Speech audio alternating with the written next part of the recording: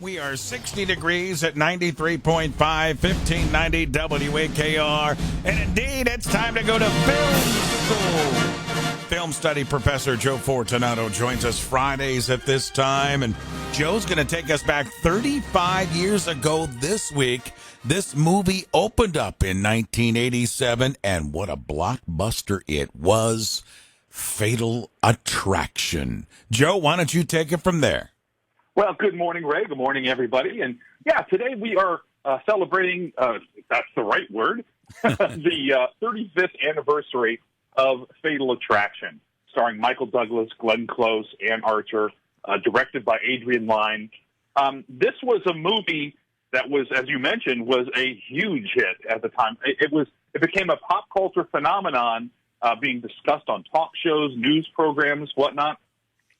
It was actually the highest grossing film worldwide in 1987 and the second highest grossing in the United States that year. Fun fact, the highest grossing U.S. film was Three Men and a Baby. So a very different film.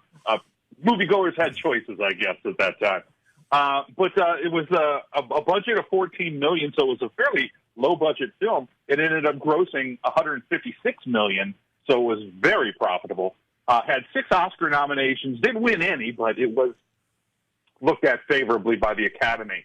Glenn Close's terrifying performance as Alec Forrest, the sort of deranged woman in the film, was ranked number 7 as the 100 greatest heroes and villains list on AFI's list of villains.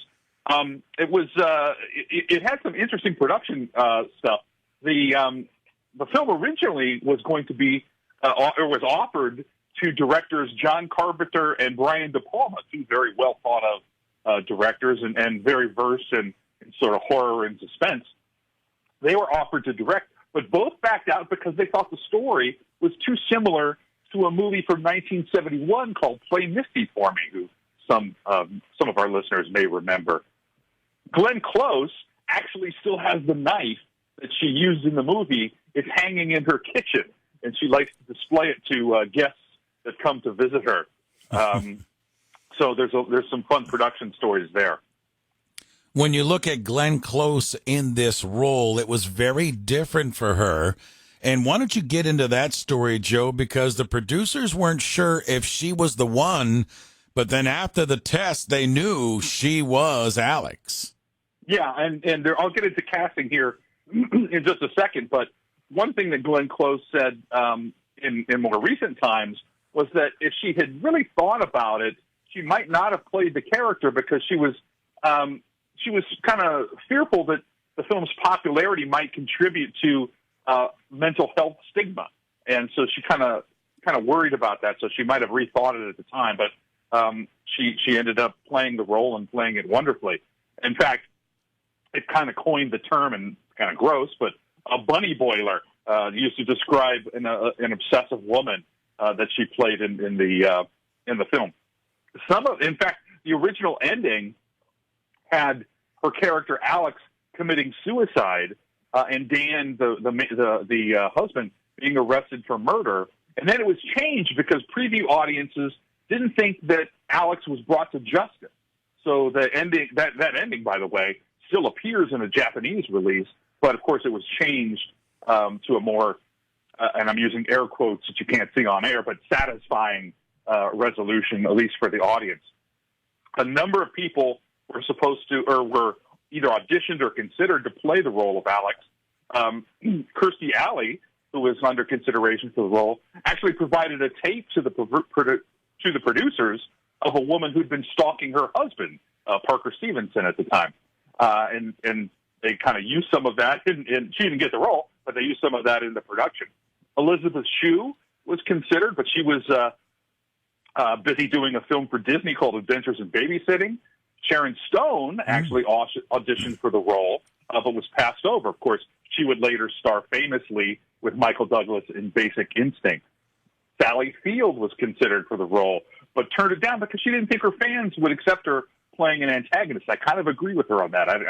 Hard to see Sally Field in that role. Yeah. This one is the one that surprised me the most, though. Gilda Radner from Saturday Night Live auditioned for that role. Wow. I mean, Gilda is lovely, God rest her soul, and very funny. I just can't see her in that role. I agree. And Michael Douglas, this was a string you mentioned, Basic Instinct, of playing these in these psychological thrillers, right? He had quite a string of playing with not only big leading ladies, but in these very typical roles in psychological thrillers. Yeah, he did. In fact, of course, he's still a star, but he was a big star at the time. He was actually wasn't the first choice. There was other people considered. In fact, Superman Christopher Reeve turned down the role. A number of other actors, the list is too long to mention, were considered for the role before he ended up getting the part. But he was so busy at the time, he was also working on the film Wall Street, which was a big hit for him. He was, and to avoid scheduling conflicts, he would have to alternate between each film during the week, which must have been a difficult thing for him to do as an actor. Michael Douglas, the lead, Glenn Close, the lead. It opened 35 years ago this week. Fatal Attraction, highest grossing film of 1987. And as Joe mentioned, 6 Academy Award nominations. Fatal Instinct this week on Film School with film study professor Joe Fortunato. You can hear the whole film study presentation again at WAKR.net. Joe, thank you for the time of the visit, and we'll get together again next Friday.